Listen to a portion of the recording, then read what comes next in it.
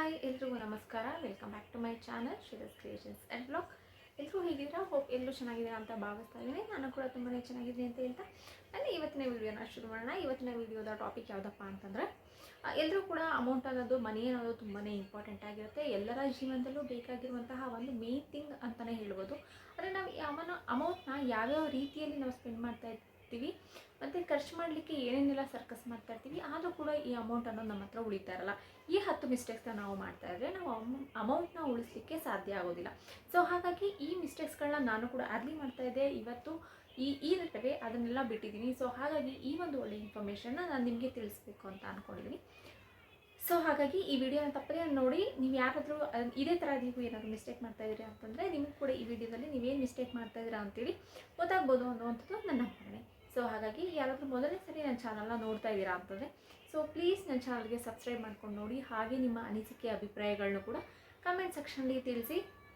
Like, share and comment ಮಾಡೋದನ್ನು ಕೂಡ ಮರಿಬೇಡಿ. ಹಾಗೆ ಇದನ್ನು ನಿಮ್ಮ ಫ್ಯಾಮಿಲಿ ಆ್ಯಂಡ್ ಫ್ರೆಂಡ್ಸ್ಗೂ ಕೂಡ ಶೇರ್ ಮಾಡಿ. ಸೊ ಹಾಗಿದ್ರೆ ಬನ್ನಿ, ನಾವು ಏನೇನೆಲ್ಲ ಅಮೌಂಟಿನ ವಿಷಯದಲ್ಲಿ ಏನೇನೆಲ್ಲ ಮಿಸ್ಟೇಕ್ಗಳನ್ನ ಮಾಡ್ತಾಯಿದ್ದೀವಿ, ಏನಕ್ಕೆ ನಮ್ಮ ಅಮೌಂಟು ಸುಮ್ಮನೆ ಪೋಲಾಗ್ತಾ ಇದೆ, ಇಲ್ಲ ನಾವು ಯಾಕೆ ಅಮೌಂಟ್ನ ಸೇವ್ ಮಾಡಲಿಕ್ಕೆ ಆಗ್ತಾ ಇಲ್ಲ ಅನ್ನೋವಂಥದ್ರ ಬಗ್ಗೆ ಒಂದೆರಡು ನಮ್ಮ ಮಿಸ್ಟೇಕ್ ಏನಿದೆ ಅದನ್ನು ಕೂಡ ಏನಾಗ್ತದೆ ಅಂತೇಳಿ ನೋಡ್ಕೊಂಬೋಣ. So let's start the video. ಈ ವಿಡಿಯೋ ಅಂತೂ ತುಂಬಾ ಎಲ್ರಿಗೂ ಕೂಡ ಉಪಯೋಗ ಆಗುತ್ತೆ ಅಂತ ಭಾವಿಸಿದ್ನಿ. ಏಕೆ ಅಂದರೆ ಎಲ್ಲರೂ ಕೂಡ ಮನಿ ಅನ್ನೋದು ತುಂಬಾ ಇಂಪಾರ್ಟೆಂಟ್ ಆಗುತ್ತೆ. ಸೊ ಹಾಗಾಗಿ ಈ ವಿಡಿಯೋದಲ್ಲಿ ಮನಿ ಸೇವಿಂಗ್ 10 ಯೂಸ್ಫುಲ್ ಟಿಪ್ಸ್ನ ನಾನು ನಿಮಗೆ ಹೇಳ್ತಾ ಇದ್ದೀನಿ. ಬಿಕಾಸ್ ಯಾಕೆ ಅಂದರೆ ನಾವು ಕೂಡ ಮುಂಚೆ ಈ ಮಿಸ್ಟೇಕ್ಸ್ನೇ ಮಾಡಿರೋದ್ರಿಂದ ನಮಗೂ ಕೂಡ ಯಾರೂ ಕೂಡ ಗೈಡ್ ಮಾಡಿರಲ್ಲ. ಸೊ ಅಂಥ ಟೈಮಲ್ಲಿ ತುಂಬಾ ಅಮೌಂಟ್ ವೇಸ್ಟ್ ಆಗಿರುತ್ತೆ.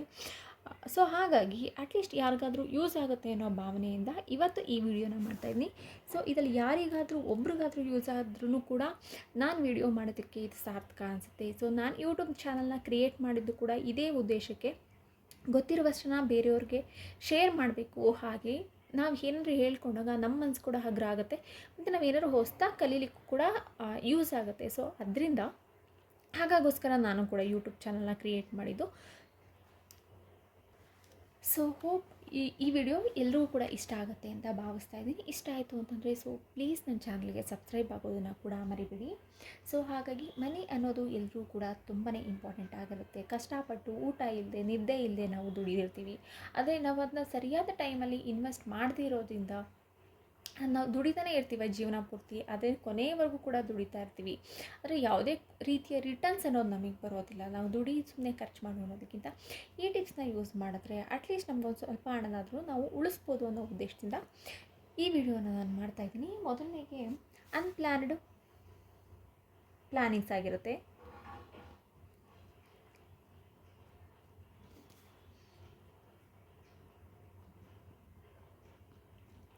ಏಕೆಂದರೆ ನಾವು ಯಾವುದನ್ನೇ ಆಗಿರಲಿ, ನಾವು ದುಡ್ಡನ್ನ ದುಡಿತಿದ್ದೀವಿ ಅಂತಂದಮೇಲೆ ಅದಕ್ಕೆ ಸರಿಯಾದ ರೀತಿಯಲ್ಲಿ ಪ್ಲ್ಯಾನಿಂಗ್ ಅನ್ನೋದು ಕೂಡ ಇಂಪಾರ್ಟೆಂಟ್ ಆಗುತ್ತೆ. ಅಂದರೆ ನಾವು ಎಷ್ಟನ್ನು ದುಡಿತಾ ಇದ್ದೀವಿ, ನಾವು ಎಷ್ಟನ್ನು ಸೇವ್ ಮಾಡಬೇಕು, ಮನೆಗೆ ಎಷ್ಟು ಖರ್ಚು ಮಾಡಬೇಕು, ಸೇವಿಂಗ್ಸ್ ಎಷ್ಟಿರಬೇಕು, ಮತ್ತು ಮಕ್ಕಳಿಗೆ ಎಷ್ಟು ಖರ್ಚು ಮಾಡಬೇಕು ಅನ್ನೋದನ್ನು ನಾವು ಪ್ಲ್ಯಾನ್ ಮಾಡ್ಕೊತಾ ಬೇಕಾಗುತ್ತೆ. ಇಲ್ಲ ಅಂದರೆ ನಾವು ದುಡಿಯೋದೆಲ್ಲನೂ ಕೂಡ ನಾವು ಖರ್ಚು ಮಾಡ್ತಾನೆ ಹೋದಾಗ ನಮಗೆ ಅಂತ ಏನು ಕೂಡ ಸೇವಿಂಗ್ಸ್ ಆಗಿರೋದಿಲ್ಲ. ಇಲ್ಲ ಫ್ಯೂಚರ್ಸ್ಗೆ ಅನ್ನೋದು, ಇಲ್ಲ ಮಕ್ಕಳ ಎಜುಕೇಷನ್ಗಾಗಿರ್ಬೋದು, ಯಾವುದೂ ಕೂಡ ಪ್ಲ್ಯಾನಿಂಗ್ಸ್ ಆಗೋದಿಲ್ಲ. ಸೊ ಹಾಗಾಗಿ ಪ್ಲ್ಯಾನಿಂಗ್ಸ್ನ ಸರಿಯಾದ ಟೈಮಲ್ಲಿ ಮಾಡೋದ್ರಿಂದ, ಹಾಗೆ ರೈಟ್ ಅಮೌಂಟ್ನ ಸೇವ್ ಮಾಡೋದ್ರಿಂದ ನಿಮಗೆ ತುಂಬಾ ಯೂಸ್ ಆಗುತ್ತೆ. ಸೊ ಹಾಗಾಗಿ ಪ್ಲ್ಯಾನಿಂಗ್ ಅನ್ನೋದು, ಅನ್ಪ್ಲ್ಯಾನ್ಡ್ ಪ್ಲ್ಯಾನಿಂಗ್ ಅನ್ನೋದು ತುಂಬಾ ತಪ್ಪು. ಸೊ ಹಾಗಾಗಿ ಆದಷ್ಟು ಪ್ಲ್ಯಾನ್ ಮಾಡಿ ನಿಮ್ಮ ಬಜೆಟ್ನ ನೀವು ಮಾಡ್ಕೊಳ್ಳೋದು ತುಂಬಾ ಇಂಪಾರ್ಟೆಂಟ್ ಆಗುತ್ತೆ. ಅಂದರೆ ಮನೆ ರೆಂಟಿಗೆ ಎಷ್ಟು ಬೇಕು, ಗ್ರಾಸರಿ ಎಷ್ಟು ಬೇಕು, ಅದಕ್ಕಿಂತ ಅತಿ ಆಗದಂಗೆ ನೋಡ್ಕೊಳ್ಳೋವಂಥದ್ದು. ಅದನ್ನು ಮ್ಯಾನೇಜ್ ಮಾಡೋದಿದೆಯಲ್ಲ, ಅದು ತುಂಬಾ ಇಂಪಾರ್ಟೆಂಟ್ ಆಗುತ್ತೆ. ಮ್ಯಾನೇಜ್ ಮಾಡೋರು, ಇಲ್ಲ ಮನೆಯಲ್ಲಿರೋರು ಇದನ್ನು ಮ್ಯಾನೇಜ್ ಮಾಡಿದಾಗ ಅಟ್ಲೀಸ್ಟ್ ನಿಮಗೂ ಸ್ವಲ್ಪ ರಿಲೀಫ್ಸ್ ಅನಿಸುತ್ತೆ. ಆದಷ್ಟು ಎಲ್ಲವೂ ಕೂಡ ಮನೆಯಲ್ಲಿ ಖರ್ಚಾಗೋದು, ಊಟ ತಿಂಡಿ ಬಾಡಿಗೆ ಈ ರೀತಿಯಾಗಿರುವಂತಹ ಅದಕ್ಕೆ ಆಗುತ್ತೆ. ಸೊ ಹಾಗಾಗಿ ಹೋಟೆಲ್ ಹಾಗೆ ಹೀಗೆ ಅಂತೆಲ್ಲ ಖರ್ಚು ಮಾಡೋದಕ್ಕಿಂತ ಹಾಗಾಗಿ ಮನೆಯಲ್ಲಿ ಮಾಡಿರೋಂಥ ಊಟಗಳನ್ನ ಮಾಡೋದ್ರಿಂದ ಕೂಡ ನಾವು ಅಮೌಂಟ್ನ ತುಂಬಾ ಉಳಿಸ್ಬೋದು. ಸೊ ಹಾಗಾಗಿ ಯಾವುದೇ ಒಂದನ್ನು ಕೂಡ ಖರ್ಚು ಮಾಡೋದಕ್ಕಿಂತ ಮುಂಚೆ ಪ್ಲ್ಯಾನ್ ಮಾಡಿ ಖರ್ಚು ಮಾಡಿ. ಸೊ ಆವಾಗ ನಿಮಗೆ ಅಮೌಂಟ್ ತುಂಬಾ ಸೇವ್ ಆಗುತ್ತೆ ಅಂತ ಹೇಳಲಿಕ್ಕೆ ಇಷ್ಟಪಡ್ತೀನಿ. ಹಾಗೆ ಸ್ಮಾಲ್ ಎಕ್ಸ್ಪೆನ್ಸಸ್ನ ಇಗ್ನೋರ್ ಮಾಡೋದು.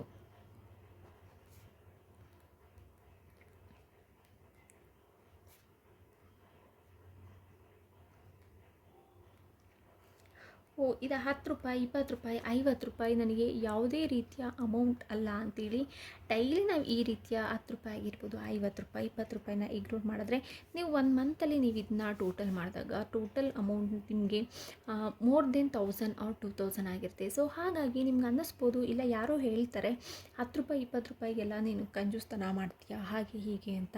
ನೀವು ಒಂದು ಸರಿ ಕೂತ್ಕೊಂಡು ಯೋಚನೆ ಮಾಡಿ, ಇಲ್ಲ ಅಂದರೆ ಅದನ್ನೆಲ್ಲವನ್ನು ಕೂಡ ಒಂದು ಸರಿ ಟೋಟಲ್ ಮಾಡಿ. ಈ ₹10 ₹20 ಅಂತ ನಾವು ಏನು ಖರ್ಚು ಮಾಡಿರ್ತೀವಲ್ಲ, ಕೆಲವೊಂದು ಸರಿ 2000 3000 ಆಗಿರುತ್ತೆ. ಸೊ ಹಾಗಾಗಿ ಈ ಚಿಕ್ಕ ಪುಟ್ಟ ಎಕ್ಸ್ಪೆನ್ಸ್ಗಳ ಬಗ್ಗೆಯೂ ಕೂಡ ನಾವು ಗಮನ ಕೊಡೋದು ತುಂಬಾ ಇಂಪಾರ್ಟೆಂಟ್ ಆಗುತ್ತೆ. ಇದು ಚಿಕ್ಕದು ಅಂತ ಉಡಾಫೆ ಮಾಡಬಾರ್ದು, ಇದು ಚಿಕ್ಕದು ಬೆಳೀತಾ ಬೆಳೀತಾ ದೊಡ್ಡದಾಗ್ತಾನೆ ಹೋಗುತ್ತೆ. ಸೊ ಹಾಗಾಗಿ ಈ ಸ್ಮಾಲ್ ಎಕ್ಸ್ಪೆನ್ಸ್ ಬಗ್ಗೆಯೂ ಕೂಡ ಆದಷ್ಟು ಗಮನ ಕೊಡಿ ಅಂತ ಹೇಳಲಿಕ್ಕೆ ಇಷ್ಟಪಡ್ತೀನಿ. ಹಾಗೆ 3ನೇ ದಿನ ಬಂದು ಸ್ಯಾಲ್ರಿ ಡೇನ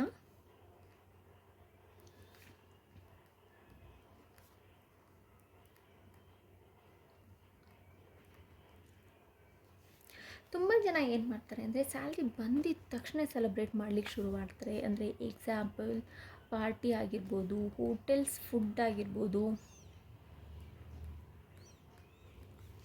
ಶಾಪಿಂಗ್, ಈ ರೀತಿ ಎಲ್ಲ ಅಮೌಂಟ್ನೂ ಕೂಡ ಸ್ಯಾಲ್ರಿ ದಿನವೇ ಆಲ್ಮೋಸ್ಟ್ 75%ನ ಖರ್ಚು ಮಾಡ್ಕೊತಾರೆ. ಸೊ ಇದರಿಂದ ಏನಾಗುತ್ತೆ ಅಂತಂದರೆ ನಮಗೆ ಮಂತ್ ಎಂಡಲ್ಲಿ ಯಾವುದೇ ರೀತಿಯ ಅಮೌಂಟ್ ಇರೋದಿಲ್ಲ. ಸೊ ಹಾಗಾಗಿ ಸ್ಯಾಲ್ರಿ ಡೇನ ಸೆಲೆಬ್ರೇಷನ್ ಡೇ ಅನ್ನೋದಕ್ಕಿಂತ salary day is A responsible day ಅನ್ನೋದು ತುಂಬಾ ಇಂಪಾರ್ಟೆಂಟ್ ಆಗುತ್ತೆ. ಸ್ಯಾಲ್ರಿ ನಮಗೆ ಕ್ರೆಡಿಟ್ ಆಗಿದೆ ಅಂತಂದರೆ ಇಟ್ಸ್ ಎ ರೆಸ್ಪಾನ್ಸಿಬಲ್, ನಮಗೆ ನಮ್ಮ ಏನೇನೆಲ್ಲ ಜವಾಬ್ದಾರಿಗಳಿದೆ ಅದೆಲ್ಲವನ್ನು ಪೂರೈಸೋಕ್ಕೆ ಅಂತೇಳಿ ಒಂದು ದಿನ ದುಡ್ಡು ಬಂದಿರೋಂತಹ ದಿನ. ಸೊ ಅದನ್ನು ನಾವು ಯೂಸ್ಫುಲ್ಲಾಗಿ ಏನಂತ ಹೇಳಿದ್ರೆ ಯೂಸ್ಫುಲ್ಲಾಗಿ ನಾವು ಟರ್ನ್ ಮಾಡ್ಕೊಳ್ಳೋದ್ರಿಂದ ನಮ್ಮ ಫ್ಯೂಚರ್ ಕೂಡ ಚೆನ್ನಾಗಿರುತ್ತೆ. ಹಾಗೆ ಯಾವುದೇ ರೀತಿ ಬರ್ಡನ್ ಇಲ್ಲದೆ ನಾವು ಲೈಫ್ನ ಲೀಡ್ ಮಾಡ್ಬೋದು. ಇನ್ನು 4ನೇದಾಗಿ ನೋ ಎಮರ್ಜೆನ್ಸಿ ಫಂಡ್.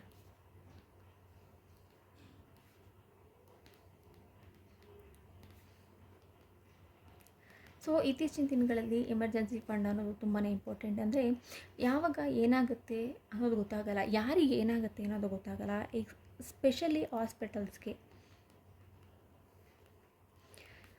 ಏಕೆಂದರೆ ಮಕ್ಳಿಗಾಗಿರ್ಬೋದು ದೊಡ್ಡವ್ರಿಗಾಗಿರ್ಬೋದು ಸಡನ್ನಾಗಿ ಹುಷಾರು ತಪ್ತೀವಿ. ನಾವು ಹಾಸ್ಪಿಟಲ್ಗೆ ಅಂತ ಹೋದಾಗ ನಮಗೆ ಮಿನಿಮಮ್ ಅಂದರೂ 3,000 4,000 5,000 ಖರ್ಚಾಗುತ್ತೆ. ಸೊ ನಾವೇನು ಮಾಡಿರ್ತೀವಿ, ಎಮರ್ಜೆನ್ಸಿ ಫಂಡನ್ನ ಇಟ್ಕೊಂಡಿರೋದಿಲ್ಲ, ಬೇರೆಯವ್ರ ಹತ್ರ ಸಾಲ ಮಾಡ್ತೀವಿ, ಕ್ರೆಡಿಟ್ ಕಾರ್ಡ್ ಯೂಸ್ ಮಾಡ್ತೀವಿ, ಲೋನ್ ತೊಗೊತೀವಿ. ಈ ರೀತಿ ಇಲ್ಲ ಬೇರೆ ರೀತಿಯಲ್ಲಿ ಲೋನ್ನ ತೊಗೊಳ್ಳೋದು. ಈ ರೀತಿ ಮಾಡೋದ್ರಿಂದ ಏನಾಗುತ್ತೆ, ನಮ್ಮ ಎಕ್ಸ್ಟ್ರಾ ಅಮೌಂಟ್ ಏನಾಗುತ್ತೆ ಇಂಟ್ರೆಸ್ಟ್ ರೂಪದಲ್ಲಿ ಬೇರೆಯವ್ರಿಗೆ ಹೋಗ್ಲಿಕ್ಕೆ ಶುರು ಆಗುತ್ತೆ. ಸೊ ಆವಾಗ ನಮ್ಮ ಹತ್ರ ಇರೋ ಅಮೌಂಟ್ ಎಲ್ಲ ಖಾಲಿ ಆಗುತ್ತೆ. ನಾವೇನು ಸೇವಿಂಗ್ ಅಂತ ಇಟ್ಕೊಂಡ್ರೆ ನಾವು ಬೇರೆಯವ್ರ ಹತ್ರ ಕೈ ಚಾಚುವಂತಹ ಪರಿಸ್ಥಿತಿ ಇರೋದಿಲ್ಲ. ಸೊ ಹಾಗಾಗಿ ಸೇವಿಂಗ್ ಅನ್ನೋದು ತುಂಬಾ ಇಂಪಾರ್ಟೆಂಟ್ ಆಗುತ್ತೆ. ಹಾಗಾಗಿ ಈ ರೀತಿಯ ಎಮರ್ಜೆನ್ಸಿ ಫಂಡ್ಗಳಿಗೆ ಇನ್ಶೂರೆನ್ಸ್ ಆಗಿರ್ಬೋದು, ಈ ರೀತಿ ಮಾಡಿಸ್ಕೊಳ್ಳೋದ್ರಿಂದ ನಮಗೂ ಕೂಡ ಸ್ವಲ್ಪ ಅಮೌಂಟ್ ಕೂಡ ಸೇವ್ ಆಗುತ್ತೆ. ಸೊ ಹಾಗೆ ನಾವು ಬೇರೆಯವ್ರ ಹತ್ರ ಸಾಲ ತೊಗೊಳ್ಳೋದು, ಅದಕ್ಕೆ ಇಂಟ್ರೆಸ್ಟ್ ಕಟ್ಟುವಂಥ ಅವಶ್ಯಕತೆ ಇರೋದಿಲ್ಲ. ಸೊ ಹಾಗಾಗಿ ಒಂದು ಸ್ವಲ್ಪ ನೋಡಿ ಎಮರ್ಜೆನ್ಸಿ ಫಂಡ್ಗೆ ಅಂತೇಳಿ ಸ್ವಲ್ಪ ಅಮೌಂಟ್ನ ಸೇವ್ ಮಾಡೋದು ತುಂಬಾ ಇಂಪಾರ್ಟೆಂಟ್ ಆಗುತ್ತೆ. ಮತ್ತು ಇನ್ನು 5ನೇದಾಗಿ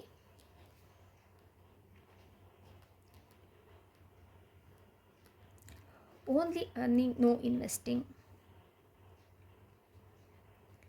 ಅಂದರೆ ತುಂಬ ಜನ ಏನು ಮಾಡ್ತಾರೆ, ಅರ್ನ್ ಮಾಡ್ತಾರೆ, ಅಂದರೆ ವರ್ಷ ಪೂರ್ತಿ ದುಡಿತಾರೆ, ಜೀವಮಾನ ಪೂರ್ತಿ ದುಡಿತಾರೆ, ಆದರೂ ಕೂಡ ಏನನ್ನೂ ಕೂಡ ಮಾಡ್ಕೊಂಡಿರೋದಿಲ್ಲ. ಒಂದು ಪ್ರಾಪರ್ಟಿ ಆಗಿರ್ಬೋದು, ಇಲ್ಲ ಬೇರೆ ಇನ್ನೇನಾದರೂ ಆಗಿರ್ಬೋದು, ಒಂದು ವೆಹಿಕಲ್ಸು, ಒಳ್ಳೆಯ ಬಟ್ಟೆ, ಯಾವುದನ್ನು ಕೂಡ ಮಾಡ್ಕೊಂಡಿರೋದಿಲ್ಲ. ಬರೀ ಅರ್ನ್ ಮಾಡು ಹಾಗೆ ಇನ್ವೆಸ್ಟ್ಮೆಂಟ್ ಮಾಡ್ದೇ ಹಾಗೆ ಖರ್ಚು ಮಾಡು ಹೀಗೆ ಆಗಿರುತ್ತೆ. ಸೊ ಇನ್ವೆಸ್ಟ್ಮೆಂಟ್ ಅನ್ನೋದು ತುಂಬಾ ಇಂಪಾರ್ಟೆಂಟ್ ಆಗುತ್ತೆ. ಈಗ ಎಕ್ಸಾಂಪಲ್ ಲ್ಯಾಂಡ್ ಆಗಿರ್ಬೋದು, ಗೋಲ್ಡ್ ಆಗಿರ್ಬೋದು.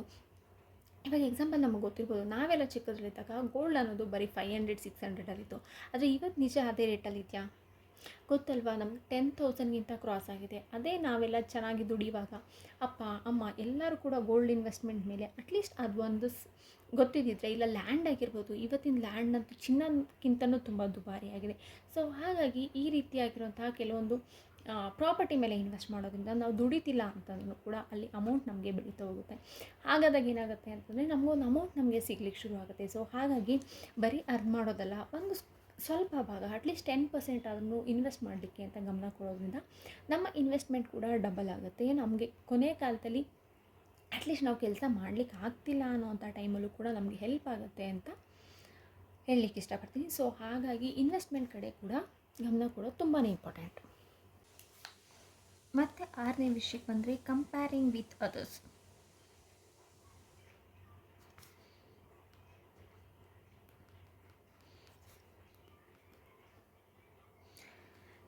ನಮ್ಮ ಲೈಫಲ್ಲಿ ಏನೇನಿದೆ ಏನೇನಿಲ್ಲ ಥಿಂಗ್ಸ್ ಆಗಿರ್ಬೋದು ಎಲ್ಲವನ್ನು ಕೂಡ ಬೇರೆಯವರಿಂದ ಕಂಪೇರ್ ಮಾಡೋದು. ಅಂದರೆ ಈಗ ಎಕ್ಸಾಂಪಲ್ ಬೇರೆಯವ್ರ ಹತ್ರ ಒಳ್ಳೆ ಫೋನ್ ಇದೆ, ಬೇರೆಯವರು ಬ್ರ್ಯಾಂಡೆಡ್ ಕ್ಲಾತ್ನ ಹಾಕ್ತಾ ಇದ್ದಾರೆ, ನಾನೇನು ಅವ್ರಿಗಿಂತ ಕಡಿಮೆ, ನಾನು ಕೂಡ ಅದೇ ರೀತಿಯ ಕ್ಲಾತ್ಸ್ ಆಗಿರ್ಬೋದು,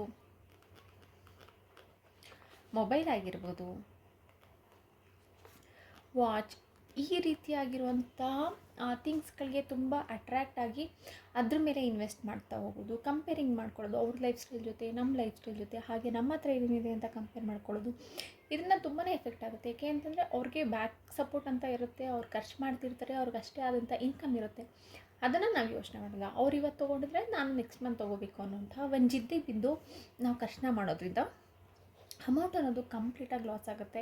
ಯಾರನ್ನೂ ಮೆಚ್ಚಿಸೋದಕ್ಕೆ ಇಲ್ಲ ಇನ್ಯಾರ ಹತ್ರನೋ ನಿನ್ನ ಹತ್ರ ಇದೆ ಅಂತ ಅನ್ನಿಸ್ಕೊಳ್ಳೋದಕ್ಕೆ ನಿಮ್ಮ ಹಾರ್ಡ್ ಆ್ಯಂಡ್ ಅರ್ನೆಸ್ಟ್ ಮನಿನ ಹಾಳು ಮಾಡ್ಕೋಬೇಡಿ. ಇದರಿಂದ ಅವ್ರು ನಿಮಗೆ ಇವಾಗ ನೀನು ತೊಗೋ ಅಂತ ಹೇಳ್ಬೋದು, ನಿಮಗೆ ಒಂದು ಸ್ವಲ್ಪ ಮೇಲೆ ಕಳಿಸ್ಬೋದು, ಇದನ್ನು ತೊಗೋಬೇಕು ನೀನು ಇದು ಡಿಸರ್ವ್ ಅಂತೇಳಿ. ಆದರೆ ನೀವು ಡೇ ಬೈ ಡೇ ಎಷ್ಟು ಕೆಳಗಡೆ ಹೋಗ್ತಿದ್ದೀರ ಅನ್ನೋದನ್ನ ನೋಡಿ ಅವ್ರು ಖುಷಿ ಪಡ್ತಿರ್ತಾರೆ. ಸೊ ಹಾಗಾಗಿ ನೀವು ಕಂಪೇರ್ ಮಾಡ್ಕೊಳ್ಳೋದಕ್ಕಿಂತ ನಿಮ್ಮ ಹತ್ರ ಏನಿದೆ ಅದರಲ್ಲೇ ನೀವು ಖುಷಿ ಪಡೋದು, ಅದರಲ್ಲೇ ನೀವು ಕಂಫರ್ಟಬಲ್ ಆಗಿರೋದು ತುಂಬಾ ಇಂಪಾರ್ಟೆಂಟ್ ಆಗುತ್ತೆ. ಇನ್ನು 8ನೇದಾಗಿ ಬಂದರೆ ಸಬ್ಸ್ಕ್ರಿಪ್ಷನ್ ಫರ್ಗೆಟ್ ನನ್.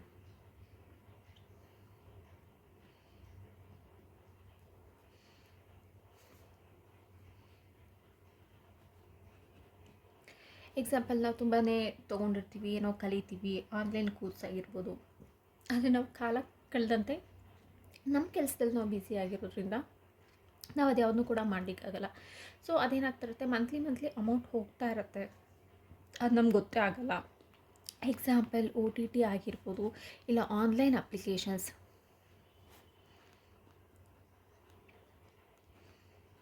ಇಲ್ಲ ಜಿಮ್ ಆಗಿರ್ಬೋದು, ಈ ರೀತಿಯಾಗಿರೋಂಥ ಅಮೌಂಟ್ ಡಿಡಕ್ಟ್ ಆಗ್ತಾ ಇರುತ್ತೆ. ಒಂದ್ಸರಿ ಚೆಕ್ ಮಾಡಿಕೊಂಡು ಸಬ್ಸ್ಕ್ರಿಪ್ಷನ್ನ ಕ್ಯಾನ್ಸಲ್ ಮಾಡ್ಕೊಳ್ಳೋದ್ರಿಂದ ನಾವು ಕೂಡ ಸ್ವಲ್ಪ ಅಮೌಂಟ್ನ ಸೇವ್ ಮಾಡ್ಬೋದು. ಆ ಅಮೌಂಟ್ನ ಬೇರೆ ಯಾವುದಾದ್ರೂ ಎಕ್ಸ್ಪೆನ್ಸಸ್ಗೆ ಖರ್ಚು ಮಾಡ್ಕೊಳ್ಳೋದ್ರಿಂದ ನಮಗೆ ಒಂದು ಸ್ವಲ್ಪ ಫೈನಾನ್ಷಿಯಲಿ ಬರ್ಡನ್ ಅನ್ನೋದು ಕಡಿಮೆ ಆಗುತ್ತೆ ಅಂತ ಹೇಳಲಿಕ್ಕೆ ಇಷ್ಟಪಡ್ತೀನಿ. ಇನ್ನು 8ನೇದಾಗಿ ಕ್ರೆಡಿಟ್ ಕಾರ್ಡ್ ರಾಂಗ್ ಯೂಸ್.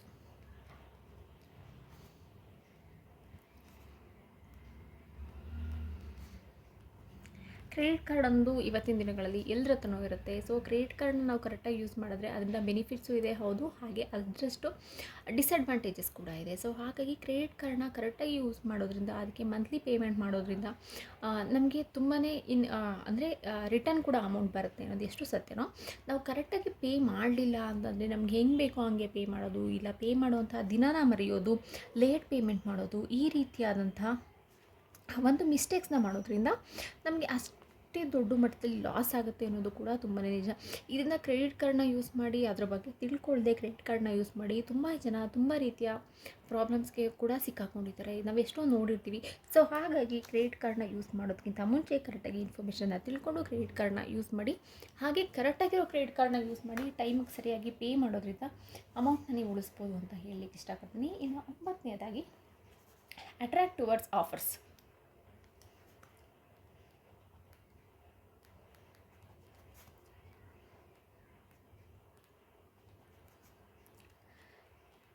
ಅಂದರೆ ನಾವು ಇದನ್ನ ತುಂಬ ಕಡೆ ನೋಡಿರ್ತೀವಿ, ಆಫರ್ಸ್ ಹಾಕಿರ್ತಾರೆ, ನಾವದನ್ನು ನೋಡಿದ ತಕ್ಷಣ ನಮಗೆ ತೊಗೋಬೇಕು ಅಂತ ಆಸೆ ಆಗುತ್ತೆ. ನಮ್ಗೆ ಅದು ಬೇಡದೇ ಇದ್ದರೂ ಕೂಡ ನಾವು ಆಫರ್ನ ತೊಗೊತೀವಿ.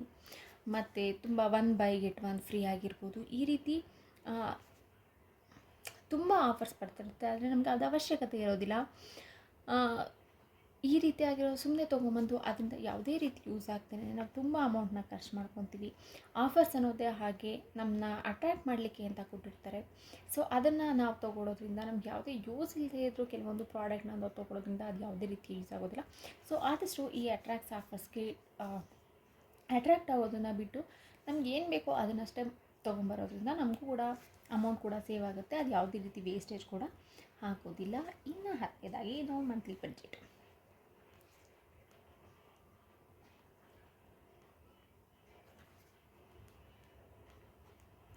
ಯಾವುದೇ ಒಂದು ಕೆಲಸಕ್ಕಾಗಿರ್ಬೋದು, ಯಾವುದೇ ಒಂದು ಇನ್ವೆಸ್ಟ್ಮೆಂಟ್, ಯಾವುದೇ ಒಂದು ಗ್ರೋತ್ಗಾಗಿದ್ದರೂ ಬಜೆಟ್ ಅನ್ನೋದು ತುಂಬಾ ಇಂಪಾರ್ಟೆಂಟ್ ಆಗುತ್ತೆ. ನಾಟ್ ಓನ್ಲಿ ಮನೆ ಆಗಿರ್ಬೋದು, ಇಲ್ಲ ದೊಡ್ಡ ಏನು ಒಂದು ಮನೆಗೆ ಬಡ್ಜೆಟ್ ಅನ್ನೋದು ಬೇಕಾಗುತ್ತೆ ಅಂತ ಕೆಲವೊಬ್ರು ಉಡಾಫೆ ಮಾಡುವಂಥ ಜನಗಳನ್ನ ನೋಡ್ತೀವಿ. ಆದರೆ ಯಾವುದು ಕೂಡ ಪ್ಲಾನಿಂಗ್ ಇಲ್ಲದೆ, ಯಾವುದು ಕೂಡ ಬಡ್ಜೆಟ್ ಇಲ್ಲದೆ ಯಾವುದು ಕೂಡ ಸಕ್ಸಸ್ ಆಗೋದಿಲ್ಲ. ಸೊ ನೀವು ಲೈಫಲ್ಲಿ ಸಕ್ಸಸ್ ಆಗಬೇಕು, ನೀವು ಲೈಫಲ್ಲಿ ಸಕ್ಸಸ್ಫುಲ್ ಪರ್ಸನ್ ಆಗಬೇಕು ಅಂದರೆ ಮೊದಲನೇದು ಪ್ಲ್ಯಾನಿಂಗ್ ಆ್ಯಂಡ್ ಕೊನೆಯದು ಬಡ್ಜೆಟ್. ಇದು ಯಾವುದೂ ಕೂಡ ನೀವು ಮಾಡಲಿಲ್ಲ ಅಂತಂದರೆ ನಮ್ಮ ಹತ್ರ ನಾವು ದುಡ್ಡನ್ನ ಉಳಿಸ್ತೀವಿ, ದುಡ್ಡನ್ನ ಸೇವ್ ಮಾಡ್ತೀವಿ, ನಾವು ನಮ್ಮ ಫ್ಯೂಚರಲ್ಲಿ 4 ಜನದ ಥರ ಇರ್ತೀವಿ ಅನ್ನೋದು ಸುಳ್ಳಾಗುತ್ತೆ. ಸೊ ಹಾಗಾಗಿ ತುಂಬ ಕಷ್ಟಪಟ್ಟು ತುಂಬ ಇಷ್ಟಪಟ್ಟು ಕೆಲಸ ಮಾಡಿರ್ತೀರ, ಎಷ್ಟೋ ದಿನ ಊಟ ಮಾಡದೆ ನಿದ್ದೆ ಇಲ್ಲದೆ ಮಕ್ಳುಗಳ ಜೊತೆ ಇರೋಕ್ಕಾಗದೆ, ಫ್ಯಾಮಿಲಿ ಜೊತೆ ಇರೋಕ್ಕಾಗದೆ, ಎಲ್ಲಿಗೂ ಹೋಗ್ಲಿಕ್ಕಾಗದೆ, ಟ್ರಿಪ್ ಇಲ್ಲದೆ, ಏನೂ ಇಲ್ಲದೆ ಇರ್ತೀರ. ಸೊ ಪ್ಲೀಸ್ ನಿಮ್ಮ ಅಮೌಂಟ್ನ ಅನ್ನೆಸೆಸರಿ ವೇಸ್ಟ್ ಮಾಡ್ಕೋಬೇಡಿ. ಆದಷ್ಟು ಕರೆಕ್ಟಾಗಿ ಪ್ಲ್ಯಾನ್ ಮಾಡಿ ಯೂಸ್ ಮಾಡಿ.